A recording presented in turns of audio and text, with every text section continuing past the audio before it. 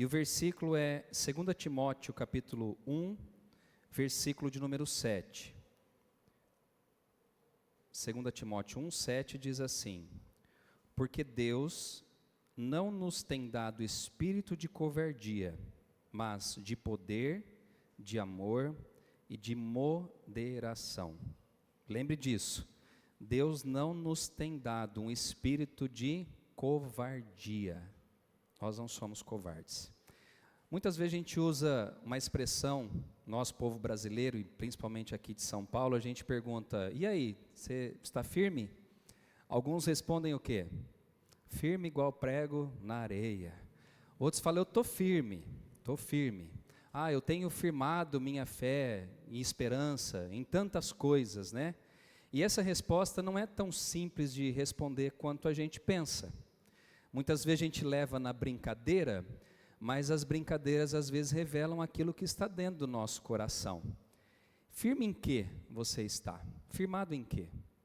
Aonde você tem colocado a sua confiança? Onde você tem colocado a sua esperança? Esse texto aqui, ou na leitura que nós fizemos, é do apóstolo Paulo, que está escrevendo para um jovem chamado Timóteo. Timóteo era um jovem que foi chamado para o ministério pastoral. Ele era pastor. E ele enfatiza que, para Timóteo, que ele deveria manter o seu vivo dom que recebeu de Deus, mesmo diante de problemas por conta da sua fé em Cristo. O que Paulo tenta escrever para Timóteo é: Timóteo, independente das circunstâncias, independente das situações adversas que você enfrentará na vida, mantenha a sua fé firmada no Senhor. Parece simples, não parece? Até que o problema atinja a minha vida e a sua.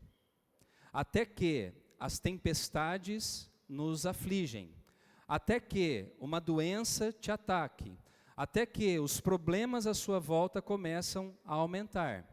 Então Paulo fala para Timóteo: Timóteo, você tem um dom, você tem algo dado por Deus para você, e que você possa manter esse dom vivo e aceso dentro do seu coração, e o seu trabalho ministerial independente das situações que você enfrenta na vida.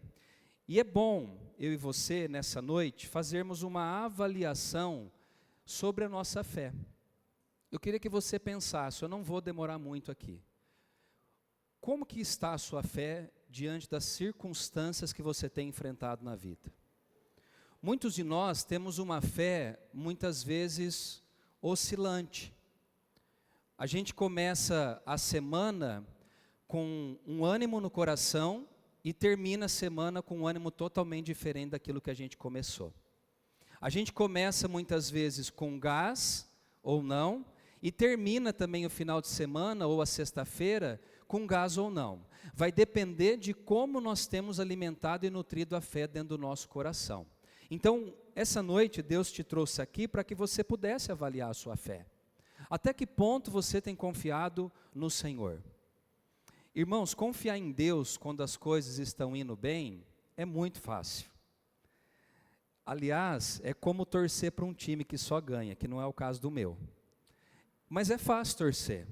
Hoje, qual que é o time que está em destaque no Brasil? Você vai pegar o Palmeiras, mais algum Flamengo, um outro, e torcer nessas horas para time que está ganhando não é fácil. Sair com o uniforme do time, numa sala de aula, no trabalho, falar assim: não, eu torço para esse time, mas o meu time está ganhando. Mas quando o time perde, o que a gente faz? A gente fica, claro que triste, mas você abandona o seu time? Se eu fosse abandonar o Corinthians, irmãos, por tantas derrotas que ele já teve, eu já estou com 45 anos, eu já não seria mais corintiano. E é tão engraçado que a gente não abandona o time que a gente aprendeu a torcer de criança, de futebol, só que a gente abandona a fé em Cristo Jesus por motivos, às vezes, alheios, pequenos. E a nossa fé às vezes fica como aqueles gráficos de bolsa de valores. Você já viu o gráfico de bolsa de valor? Ô Igor, só um pouquinho, aumenta a minha voz, que senão eu vou forçar aqui, aí eu fico sem voz. Obrigado. Você já viu o gráfico de bolsa de valores? O camarada põe lá um valor, fica todo felizão que dá aquele pico, né? De repente, tem um problema lá na China, desce o negócio. E muitos de nós, às vezes, temos a fé assim. Nos momentos felizes, a gente não tem vergonha de falar que a gente serve a Cristo. Nos momentos onde as coisas estão dando certo, a gente não tem vergonha de testemunhar que nós servimos a Jesus e vivemos uma vida com Ele. Mas e quando chegam as dificuldades? E quando os problemas começam a atingir a nossa vida? Será que essa convicção que nós temos está firme o suficiente para nós chegarmos à eternidade com Cristo?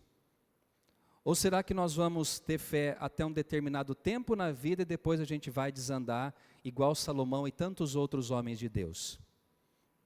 A Bíblia fala que aquele que vencer, aquele que for até o fim receberá a coroa da vida. Não é até a metade. Um atleta, como eles disseram aqui, né, que o pastor se compara a um atleta, mas a vida cristã também se compara à vida de um atleta. Nós estamos numa corrida, irmãos. Nós estamos numa maratona.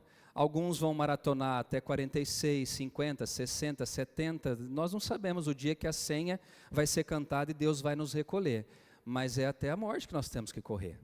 É até a morte que nós temos que estar com a nossa fé firmada naquele que trouxe salvação à minha vida e à sua vida. Nós devemos estar atentos porque a fé de uma vida inteira pode estar depositada no lugar ou na pessoa errada. Quantos de nós, na jornada da vida, colocamos a fé em coisas erradas e em pessoas erradas? Às vezes o foco da nossa fé está colocado no lugar errado e na pessoa errada. Eu vou usar 2 textos aqui. Abram comigo rapidamente em Salmos 20. Salmos capítulo 20.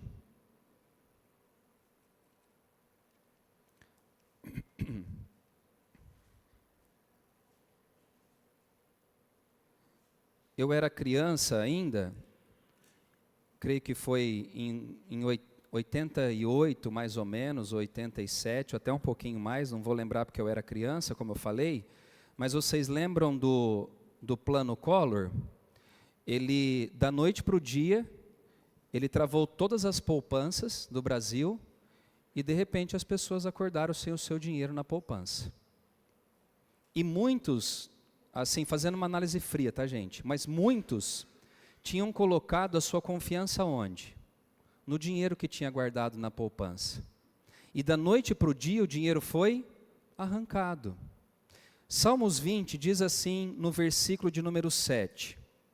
Uns confiam em carros, outros em cavalos. Nós, porém, nos gloriaremos em nome do Senhor nosso Deus. Aí você fala, pastor, que doideira que é essa? Eu não confio em carro e não confio em cavalo. É lógico que nessa época aqui, é totalmente diferente da nossa época.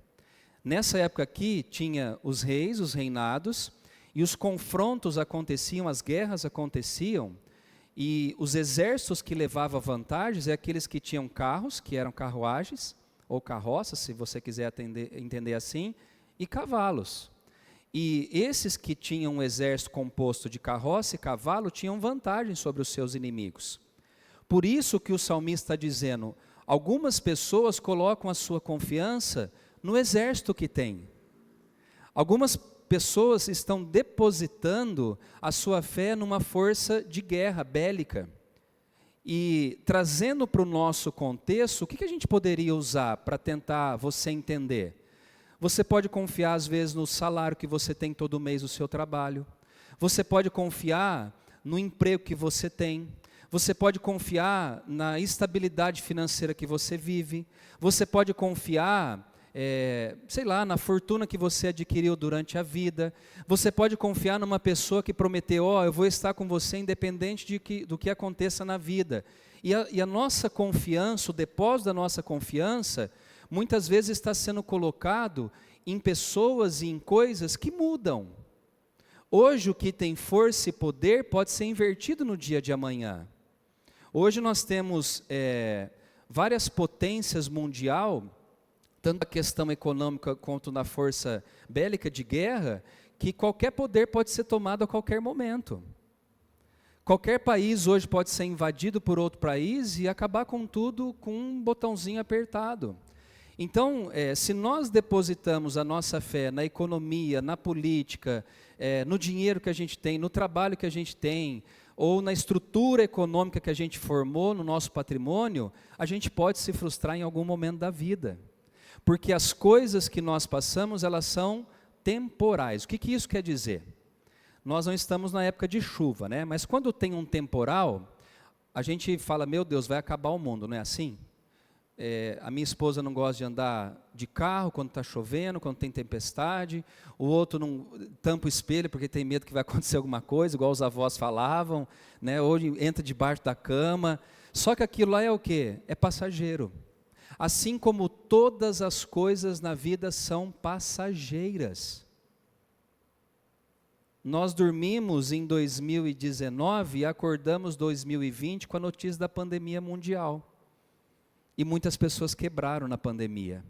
Alguns ganharam muito dinheiro, mas muitas empresas fecharam na pandemia.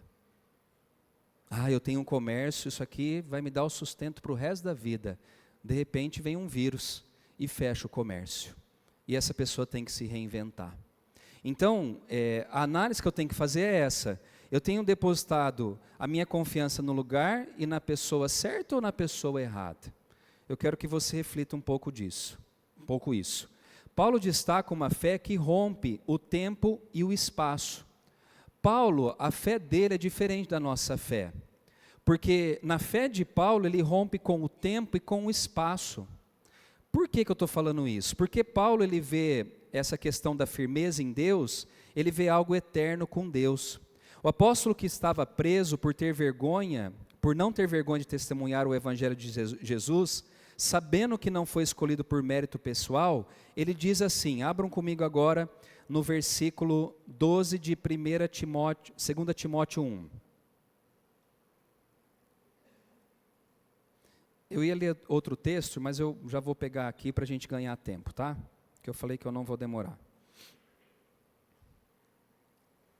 Olha o que Paulo pensa na questão do sofrimento que ele estava passando. No versículo 12 diz assim, 2 Timóteo 1,12. E por isso estou sofrendo essas coisas, todavia não me envergonho, porque sei em quem tenho crido, e estou certo de que Ele é poderoso para guardar o meu depósito até aquele dia.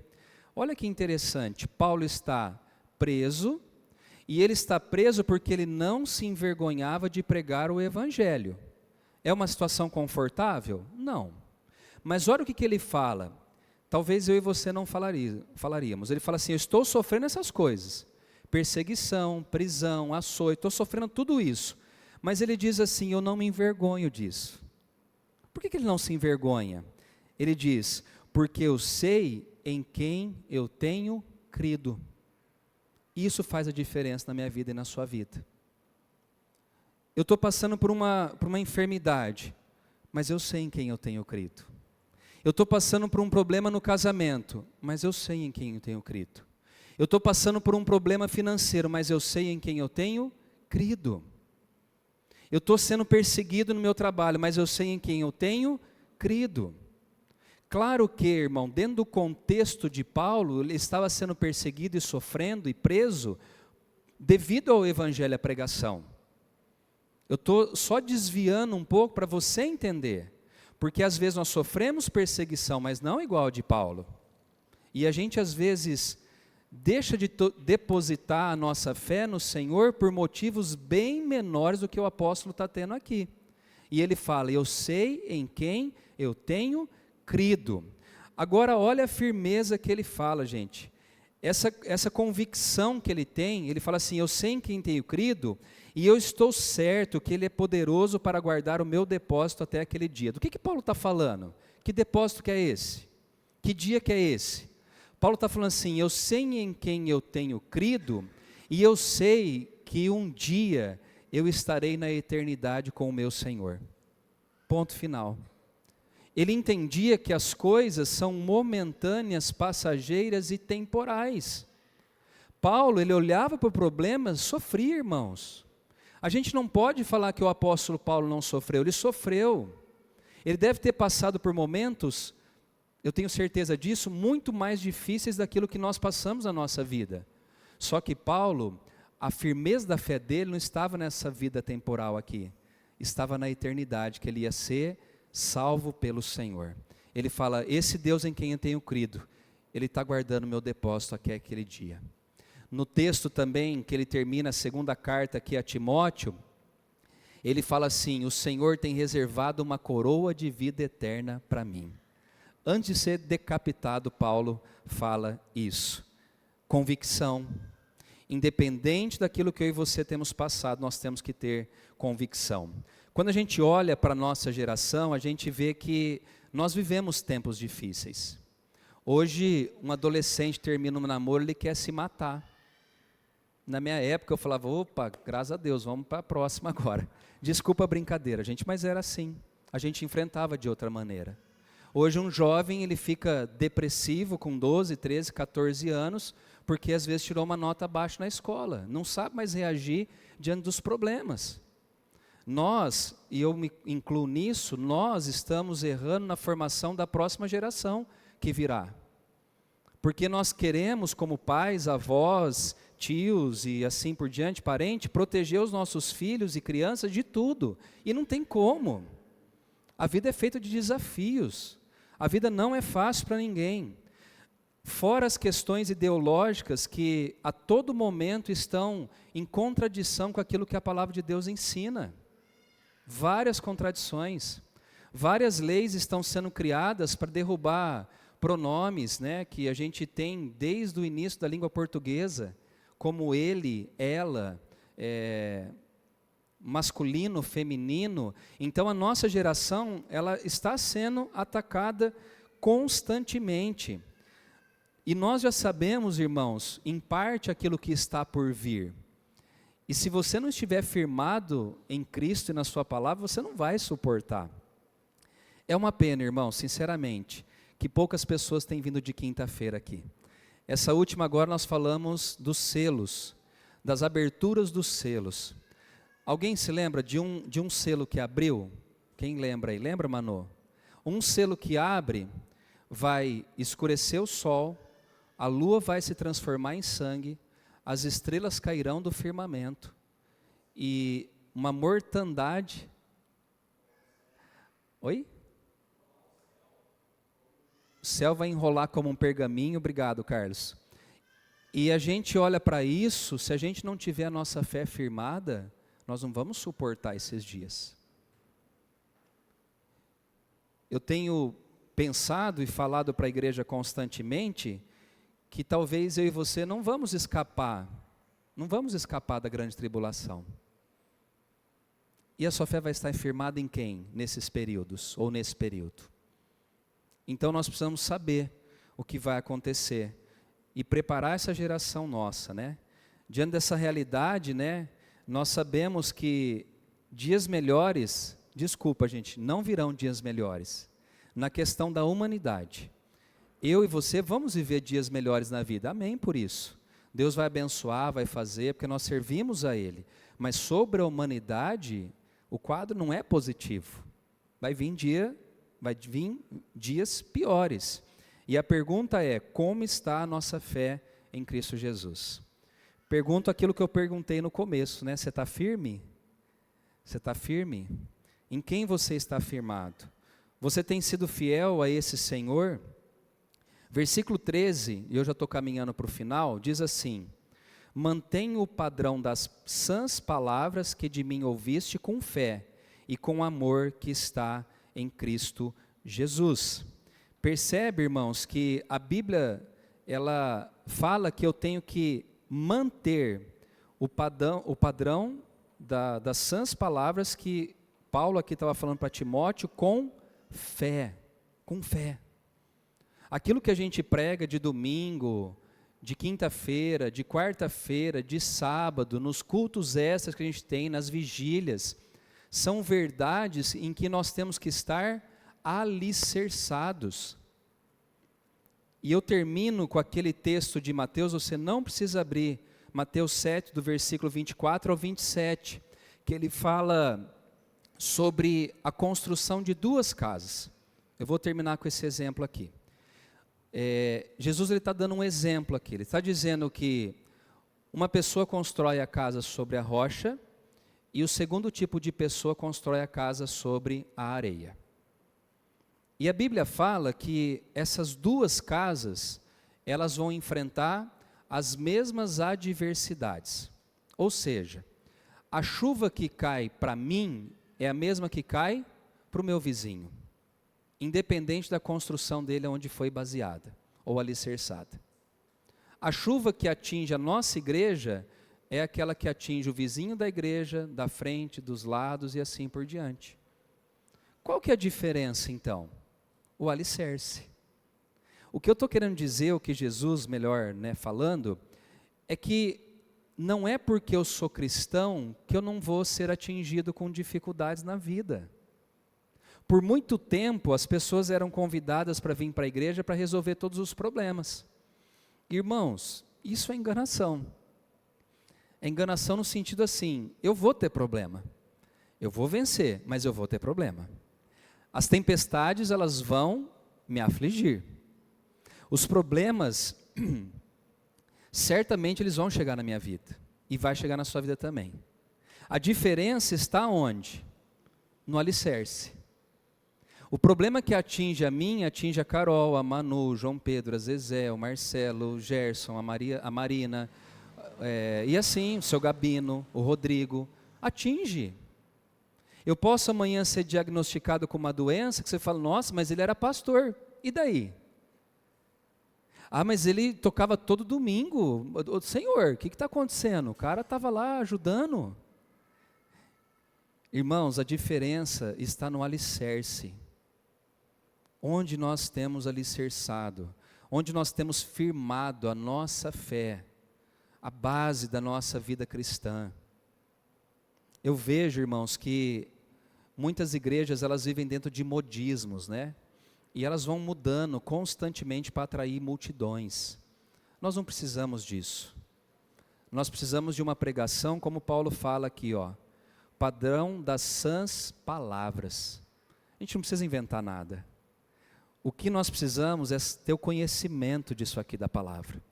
Porque quando as adversidades atingirem a vida, o que vai te sustentar é a palavra de Deus. Hoje eu conversava com a Ana, e uma das coisas que me afetou muito depois da pandemia foi a morte de um amigo que eu tinha, que era o pastor Marco. E afetou mesmo.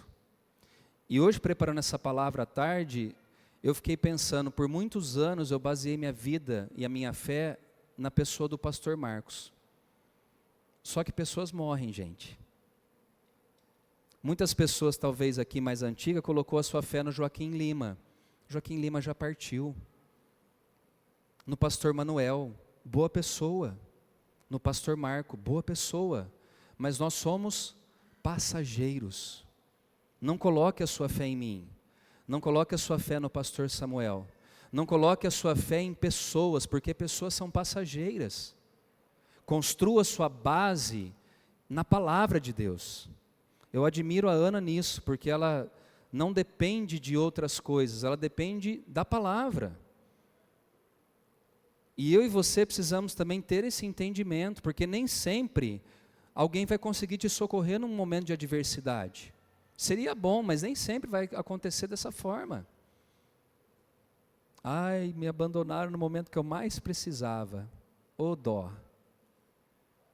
Justo agora. É assim comigo também, irmãos. A mesma luta que está batendo na porta da sua casa é a que bate na minha também.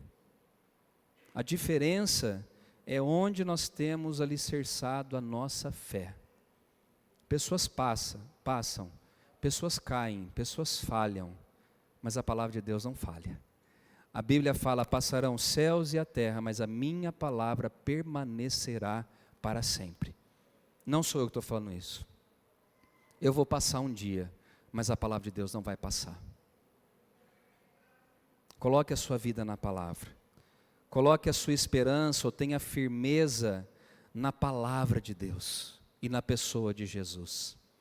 Jesus, irmãos, Ele é o mesmo ontem, hoje e para todo sempre Ele será do jeito que Ele é. Ele não tem variação. Eu tenho. Tem dia que a minha fé está lá em cima, tem dia que eu falo, meu Deus, sou o pior dos pecadores. Tem dia que eu estou animado, tem dia que eu acordo xoxo, desanimado. Né? Tem dia que a gente é leão, tem dia que você é um gato, que tem medo de tudo, tem medo até de água. É assim, mas procure sustentar, alicerçar e firmar a sua fé na pessoa certa de Cristo e na sua palavra que Ele deixou para cada um de nós. Amém? Que Deus abençoe a sua vida com essa palavra, abençoe a sua semana.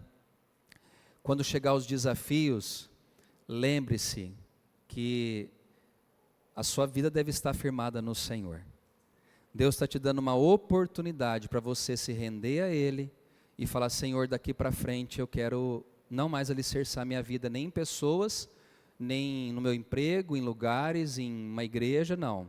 Eu quero colocar a minha fé somente em Cristo Jesus. Fique de pé, eu quero orar por você. Quero também orar, vem aqui Nani, já vou aproveitar também.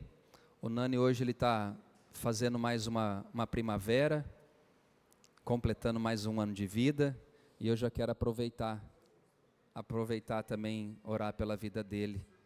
Que bom, não é para você desmaiar não, fica aqui do meu lado. Amém, obrigado. Gente, eu queria que você pensasse um pouco naquilo que eu falei agora, nessa noite.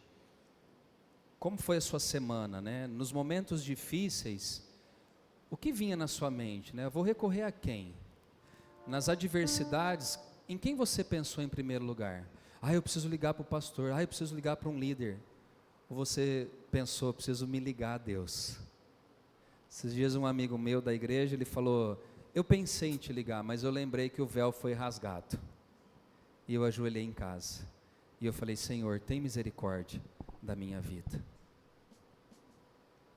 E aquilo lá foi um tapa na minha cara.